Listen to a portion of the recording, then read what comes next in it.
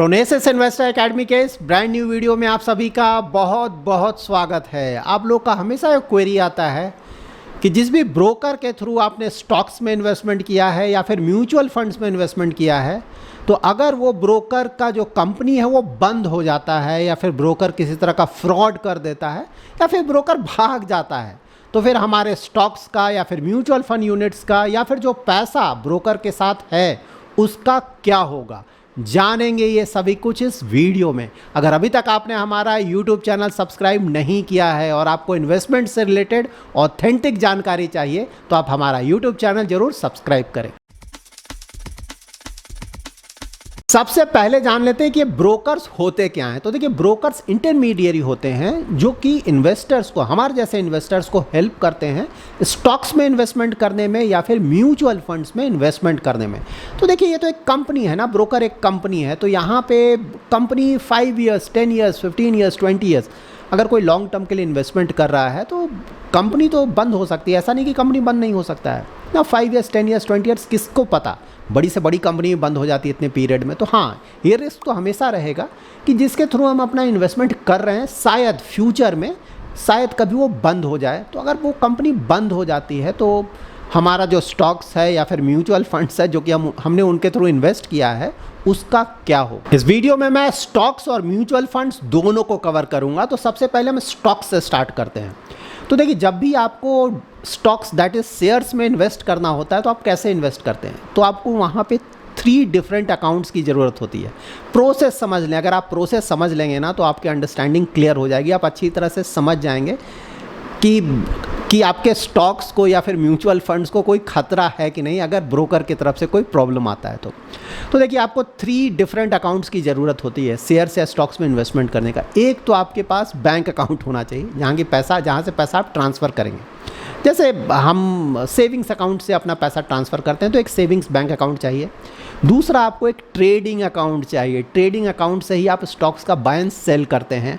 और तीसरा, आपको चाहिए एक डीमैट अकाउंट। तो जो भी आप शेयर्स खरीदते हैं वो शेयर्स आपके डीमैट अकाउंट में ही होता है। बैंक अकाउंट ऑफ कोर्स आप बैंक के साथ खोलेंगे, ट्रेडिंग अकाउंट आप ब्रोकर के साथ खोलेंगे। यहीं पे जो ब्रोकर है वो आपकी मदद करता है स्टॉक्स के बाय एंड सेल में। तो वहाँ पे वो आपको एक ट्रेडिंग प्लेटफॉर्म प्रोवाइड करता है। उसके बाद वो रजिस्टर्ड होंगे BSE और NSE के साथ, और वहाँ पे उनके प्लेटफॉर्म के थ्रू आप स्टॉक्स का बाय एंड सेल करते हैं। लेकिन एक बार आपने कोई भी स्टॉक खरीद लिया तो वो स्टॉक किसके पास जाएगा? क्या वो ब्रोकर के पास होगा? नहीं, वो स्टॉक ब्रोकर के पास नहीं होता है। वो स्टॉक जाता है डिपॉजिटरी के पास। तो ये डिपॉजिटरी क्या होता है? तो आपने सुना होगा CDSL, NSDL, ये होते हैं डिपॉजिटरीज। ये ब्रोकर से बिल्कुल अलग हैं। तो ऑल्दो आपने खरीदा और बेचा तो ब्रोकर के थ्रू, लेकिन जो स्टॉक्स है वो ब्रोकर के पास नहीं है, वो है CDSL और NSDL के पास। तो अगर ब्रोकर के साथ कुछ प्रॉब्लम होता है ना, उसकी कंपनी बंद हो जाती है, डिफ़ॉल्ट कर देता है, फ्रॉड हो जाता है, तो वहाँ पे आपके ऊपर प्रॉब्लम नहीं आएगा। स्टॉक्स की बात मैं बोल रहा हूँ, स्टॉक्स हमेशा ही CDSL या फिर NSDL के साथ होगा। तो मान लीजिए आपका ब्रोकर का बिजनेस बंद हो जाता है, कोई दिक्कत नहीं है, आप नया डीमैट अकाउंट खोल लीजिए, आप नया ट्रेडिंग अकाउंट खोल लीजिए किसी दूसरे ब्रोकर के साथ, क्योंकि आपका जो स्टॉक्स है वो तो सेफली डिपॉजिटरी के साथ रखा हुआ है। फिर से आप अपना ट्रांजैक्शन स्टार्ट कर सकते हैं। अभी हमने स्टॉक्स का बात किया, स्टॉक्स में कहीं कोई प्रॉब्लम नहीं है, ये तो आप अच्छी तरह से समझ गए होंगे। अब यहाँ पे देखिए, एक इश्यू हो सकता है स्टॉक्स के साथ साथ। कई बार होता है ना कि हमें जब स्टॉक्स खरीदना होता है तो हम पैसा ट्रांसफ़र करते हैं ट्रेडिंग अकाउंट में, तो वो पैसा ब्रोकर के पास होता है, ठीक है। तो यहाँ पे अगर ब्रोकर का बिजनेस ही बंद हो जाता है तो उस पैसे का क्या होगा? तो वहाँ पे तो रिस्क है। तो देखिए, यहाँ पे सेबी ने इन्वेस्टर प्रोटेक्शन फंड बनाया हुआ है। तो वहाँ पे अगर ब्रोकर की तरफ से प्रॉब्लम होता है और 3 इयर्स के अंदर अगर आप क्लेम करते हैं कि भाई इस ब्रोकर के साथ मैं ट्रेडिंग करता था, वहाँ पे मेरा अकाउंट था और ब्रोकर ने डिफ़ॉल्ट कर दिया, फिर बंद हो गया या भाग गया, तो मुझे पैसा वापस चाहिए। तो यहाँ पे अगर वो ब्रोकर NSE का मेंबर रहा है, ठीक है, तो वहाँ पे अप टू 25 लाख, मैक्सिमम अप टू 25 लाख तक का कंपनसेशन आपको मिल जाएगा। और अगर वो BSE का मेंबर है, वहाँ से उसने डिफ़ॉल्ट या फ्रॉड किया हुआ है, तो वहाँ BSE से आपको मैक्सिमम अप टू 15 लाख का कंपनसेशन मिल जाता है। तो यहाँ पे देखिए, सेफ गार्ड्स हैं सेबी के द्वारा। तो स्टॉक्स में तो कोई प्रॉब्लम है नहीं, अगर पैसे में भी कुछ प्रॉब्लम है तो उसका भी सेफ गार्ड किया हुआ है। इन्वेस्टर्स के इंटरेस्ट को सेफ गार्ड करने के लिए सेबी का गाइडलाइन भी है। देखिए, जो भी अनयूज्ड पैसा है इन्वेस्टर का ब्रोकर के पास, तो ब्रोकर को first Friday of every month या फिर क्वार्टर उस अनयूज्ड पैसे को इन्वेस्टर के बैंक अकाउंट में ट्रांसफ़र करना होता है। आपने कई बार देखा होगा, अगर आप स्टॉक्स में ट्रेडिंग करते हैं, कि जो भी पैसा ब्रोकर के पास है कभी कभी वो पैसा आपके अकाउंट में वापस आ जाता है। तो ये सेबी का गाइडलाइन उन्हें करना है।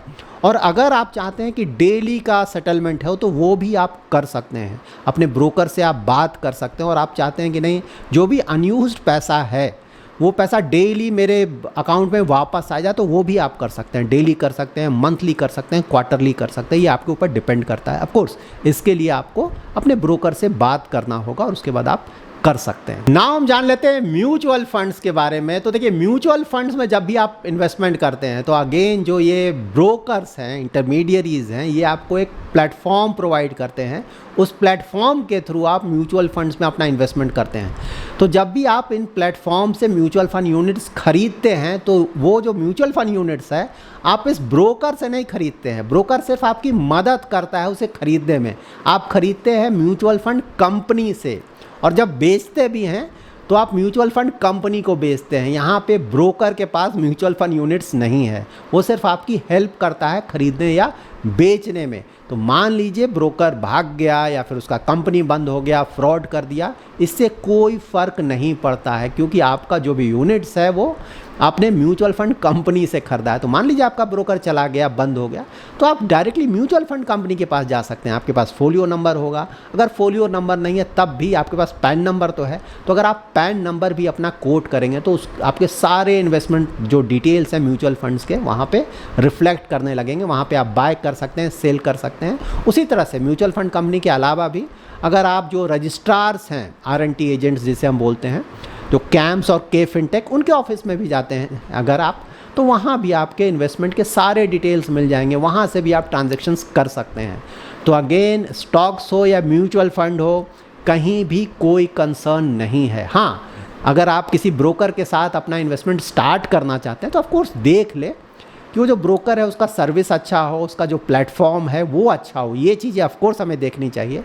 लेकिन हाँ, अगर वो बंद हो जाता है, भाग जाता है, फ्रॉड कर देता है, तो उसके कारण जो हमारा स्टॉक का पोर्टफोलियो है या फिर म्यूचुअल फंड का पोर्टफोलियो है उस पर कोई भी फ़र्क नहीं पड़ेगा। So that's it in this video. अगर आपको ये वीडियो पसंद आया है तो ज़रूर लाइक एंड शेयर करें, और अगर अभी तक आपने हमारा यूट्यूब चैनल सब्सक्राइब नहीं किया है तो ज़रूर सब्सक्राइब करें। Thanks lot for watching.